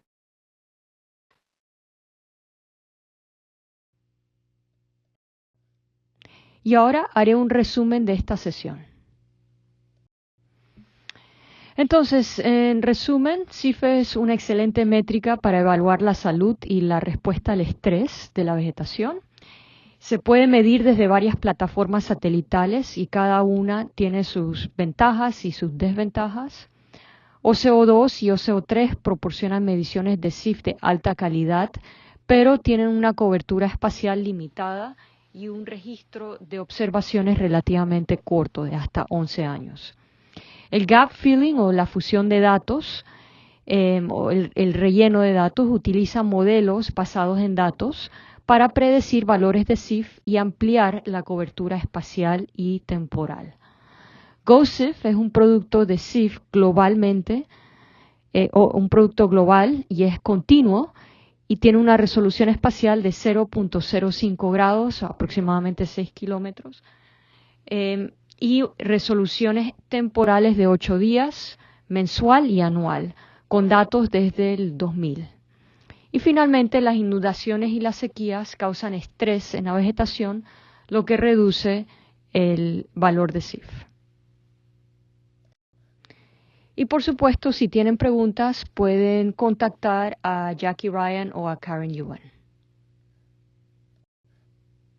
Y con eso llegamos al final no solo de esta sesión, pero de esta capacitación. Quisiera agradecer a todos los participantes, a nuestra invitada de hoy, a Jackie Ryan y a todos los instructores invitados en esta capacitación. Así que ahora vamos a iniciar la sesión de preguntas y respuestas.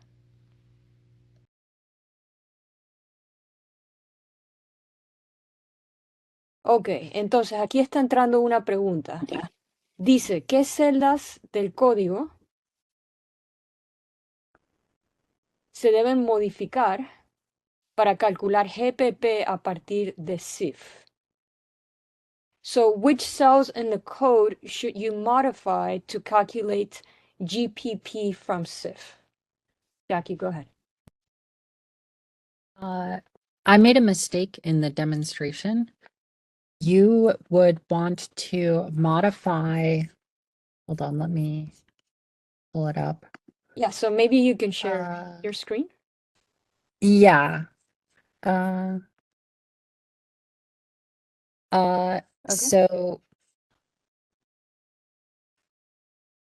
you'll want to go here and you'll want to specify dataset equal to GOSIF GPP v2. So you'll need to modify this function, and you can see that in our helper functions.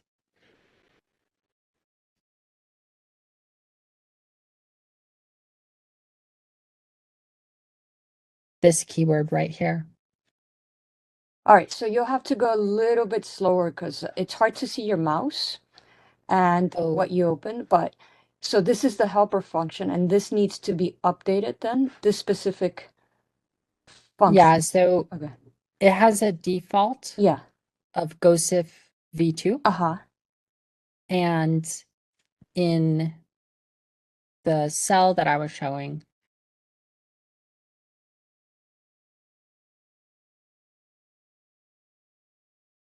the second cell here, they'll want to add the data set equal to GOSIF GPP v2 to this function in this cell. Ok. Ok, entonces lo que deben de hacer es ir aquí a esta celda y a esta función se le añade el GOSIF GPP2, right? That's correct. Ujú. Ok. All right, thank you, Jackie. Ok, la primera pregunta dice, quiero saber la diferencia entre el modo de adquisición de SAM y el modo de adquisición de Target de OCO3. ¿Se pueden combinar ambos modos para un mismo emplazamiento, por ejemplo, un emplazamiento de torre de flujo? Y la respuesta es que Jackie la ha contestado. La respuesta es que estos dos modos no pueden recopilar datos al mismo tiempo, pero sí en diferentes momentos sobre la misma área, ¿no? Así que los datos de SAM recopilan, o SAM recopila observaciones de SIF en un área de aproximadamente 80 kilómetros por 80 kilómetros en un periodo de 2 minutos. Y las observaciones en modo objetivo, modo target, cubren un área mucho menor que las de SAM y se utilizan principalmente para fines de validación. Ok, la siguiente pregunta, la número 2. ¿Cuáles son las diferencias específicas entre los valores NDVI y SIF? Y la respuesta es que el NDVI mide el color de las plantas. Así que es una relación, ¿no? de las bandas de reflectancia del rojo y el infrarrojo cercano. SIF, por otra parte, eh, se estima a partir de espectrómetros y está ligado a la respuesta física de la planta. Así que básicamente con NDVI lo que estamos viendo es el color de las plantas y usualmente ese cambio en el color, digamos porque la planta está estresada, no vas a ver eso con NDVI hasta, digamos, un par de días o aún semanas después que empieza a estresarse la planta por cualquier razón, por cualquier estresor, ¿no? En cambio, con SIF es una medición mucho más directa, porque estamos viendo realmente en ese momento la actividad fotosintética de la planta. Así que ofrece una respuesta rápida a los cambios, mientras que NDVI se considera una observación con un sesgo. Ok, la tercera pregunta, ¿existen planes para ampliar la cobertura SIF mediante satélites adicionales? Y la respuesta es que hay un satélite, satélite se llama FLEX, y este se lanzará al espacio a finales del 2026 por la Agencia Espacial Italiana. Y su principal objetivo es hacer mediciones de SIF. Hay investigadores que activamente están trabajando en las mediciones de datos de SIF utilizando otros satélites que cuentan con las bandas espectrales para poder hacer esa medición de SIF, como por ejemplo TEMPO, que es un satélite geoestacionario sobre Norteamérica. Y la generación de productos SIF que complementen la cobertura espacial y temporal de ah,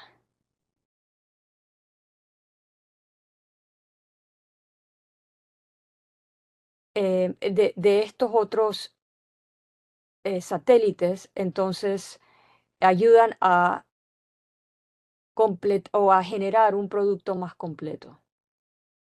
Y es algo que se está investigando activamente.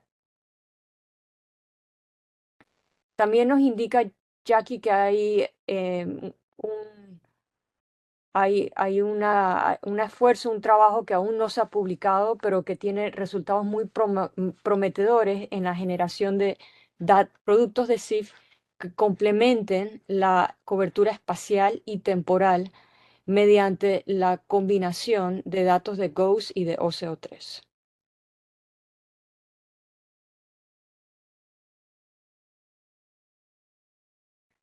La siguiente pregunta,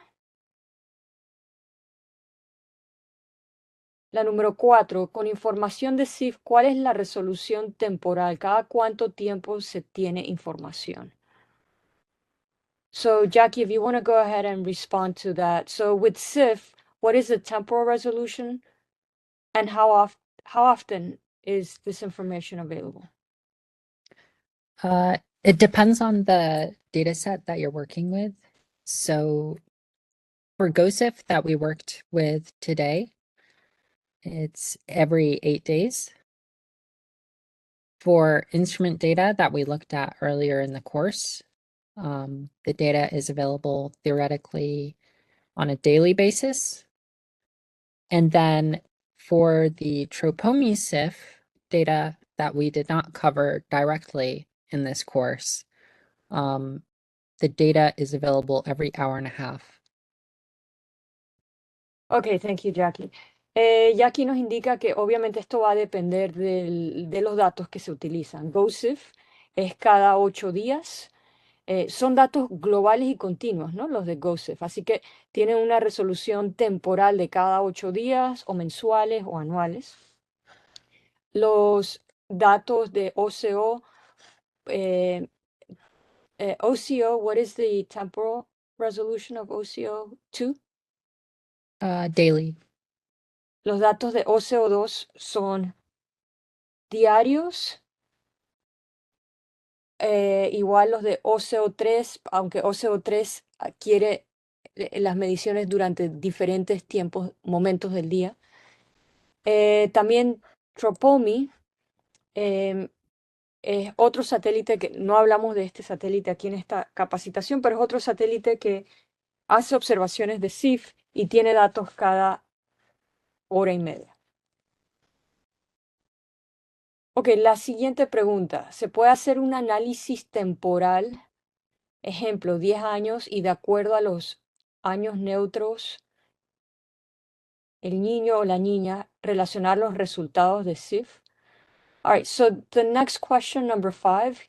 So can you do a temporal analysis? So for example, a 10-year analysis based on neutral years, so el niño o la niña years, and relate the SIF results. Yeah, so this is a good use case for the gap-filled products that we looked at today. Since the GOSIF data goes back to 2000, you'll have a lot more years to work with for a long-term temporal analysis like that.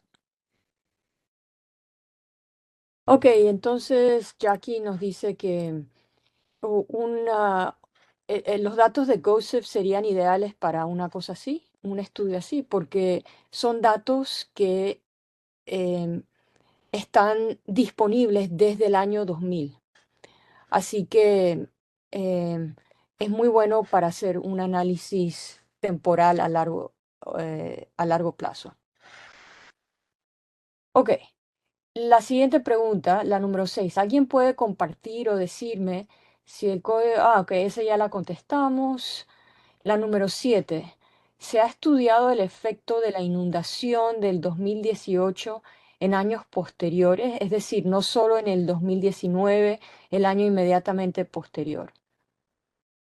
Es probable que se puedan ver beneficios en la producción en varios años posteriores.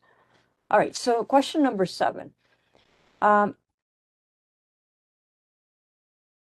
So has there been a study on the impact of the floods, the 2018 floods, in in posterior years.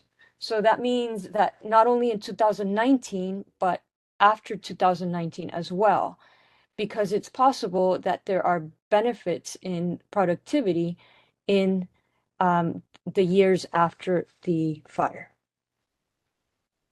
Yeah, so, or not the fire, the flood. But yeah, so Yes, correct. with Sorry. this one, you would need to differentiate increases in productivity due to terrestrial water storage compared to increases in productivity due to other factors such as better hybrids or fertilizer usage. So the slope of the yield curve that we looked at also influences the observed SIF and GPP. So you would want to incorporate something like terrestrial water storage to try to perform like an attribution analysis. Sorry if that's kind of a complicated answer. Not at all, thanks. Ok, dice que sí, pero tienes que diferenciar el aumento en la productividad de la vegetación debido al almacenamiento de agua terrestre en comparación con los aumentos de productividad debido a otros factores, como vimos en el ejemplo, como digamos nuevos híbridos relacionados a la agricultura, ¿no? Nuevos híbridos que tienen mejor rendimiento o mejores prácticas de cultivos, etcétera, ¿no? Así que si em, la recomendación es incorporar datos sobre el almacenamiento de agua terrestre para entonces realizar un análisis de atribución.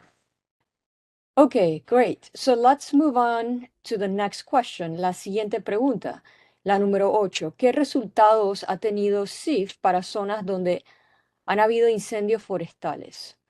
So, what results has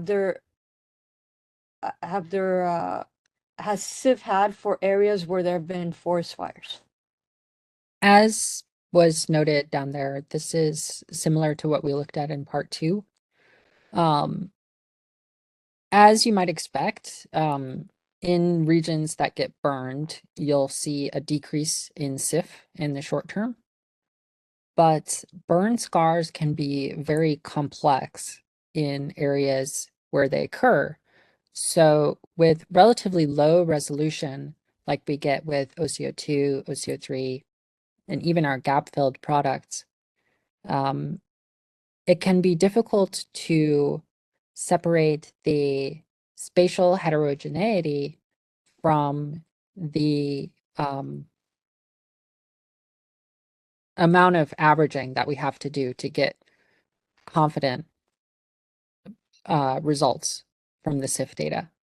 And so because of that, what we saw in our exercise was that the SIF GPP relationship diverged between what OCO2 measured and what we saw on the ground. In general, when you look at fires, you want to look at specifically what areas burned, using perhaps like other higher resolution data, and then tie that back to the SIF afterwards so that you can have well-filtered data. Great, thank you very much, Jackie. Entonces, Jackie nos dice que esto es similar a lo que cubrimos en la segunda sesión y como es de esperar, las regiones que se queman obviamente van a tener una disminución en SIF a corto plazo, pero que las cicatrices de las quemaduras pueden ser muy complejas dependiendo de la región. Entonces puede resultar difícil separar la heterogeneidad espacial de la cantidad de promediado necesario para obtener resultados fiables con los datos de SIF. Así que acuérdense que los datos de SIF estamos viendo un área bastante extensa. Puede ser de 3, 5 kilómetros. Y hay que entender el área del incendio, ¿no? Así que si el área del incendio fue un área muy pequeña dentro de esa huella, los datos de SIF no van a em, reflejar em, correctamente el impacto del incendio, ¿no? Porque es un área muy pequeña dentro de la huella. Aparte de dentro de la huella, acuérdense que hay que hacer un promedio de varios sondeos, ¿no? Así que para los incendios que son muy pequeños, es muy posible que no se puedan em, eh, monitorear o identificar con los datos de SIF. O los datos de SIF indiquen otra cosa, ¿no? Dependiendo si hay bosque alrededor, hay mucho bosque, digamos.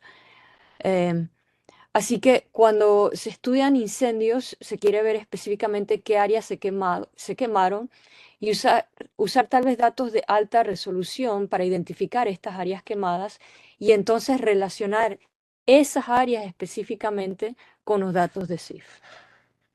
Hay una pregunta aquí, estoy interesado en datos de EcoStress. ¿Existe alguna capacitación o tutorial sobre ello? Entonces esto lo vamos a poner aquí en la pregunta y vamos a incluir algunos enlaces de capacitaciones de ARSET y otras capacitaciones que se han hecho sobre los datos de EcoStress. Ok, perfecto. Entonces ya estamos al final al límite de tiempo y ya no hay más preguntas, así que quisiera, pues, llegamos al final de esta, no solo de la sesión, pero de la capacitación. Quisiera agradecer al equipo de ARSET por hacer todo esto posible. Brock Blevins, Jonathan O'Brien, Sarah Kutschall, Sue Monty, Selwyn Hudson-Odoi, María Maravito, Melanie Foyet-Cook, Natasha Johnson-Griffith y también a nuestro traductor de ARSET, a David Barbato. Quisiera agradecer a todos los participantes realmente por el interés por estos temas y por las preguntas. Y quisiera finalmente agradecer a los expertos invitados que contribuyeron a esta capacitación, al doctor Nick Parasu, la doctora Yoonji Liu, a, a Jackie Ryan y a Karen Yuen. Así que antes de cerrar, quisiera darle la palabra a Jackie. Eh, Jackie, would you like to say any closing words? Just thank you everyone for your attention so far, and thank you to Erica for translating my responses to the questions. That was really great. We will be posting the homework exercise this week. Only the multiple choice questions are required for the certificate, but there are 3 optional coding exercises as well. Sí, Jackie les recordó que la tarea la estaremos poniendo en línea hoy y la fecha de entrega es el 12 de noviembre. Em, hay ella ha incluido unos ejercicios adicionales para quienes quieran hacerlos em, utilizando el código. Así que em, ojalá em, pues se animen a hacer esos ejercicios adicionales para aprender más sobre el código y los datos. La tarea la podrán encontrar en la página de esta capacitación y les recuerdo que recibirán un certificado de finalización aquellos que asistieron en vivo a las 3 sesiones y completen la tarea a la fecha de entrega, ¿no? Y finalmente, les recuerdo que van a recibir un survey y una encuesta y por favor les pedimos que la completen para tener pues sus impresiones y comentarios sobre esta capacitación y qué les gustaría también ver en futuras capacitaciones relacionadas no solo con ARSET, pero relacionadas a este tema de SIF. Ok, gracias a todos, muchísimas gracias. Nos pasamos un poquito de tiempo deseándoles a todos una excelente tarde y hasta la próxima.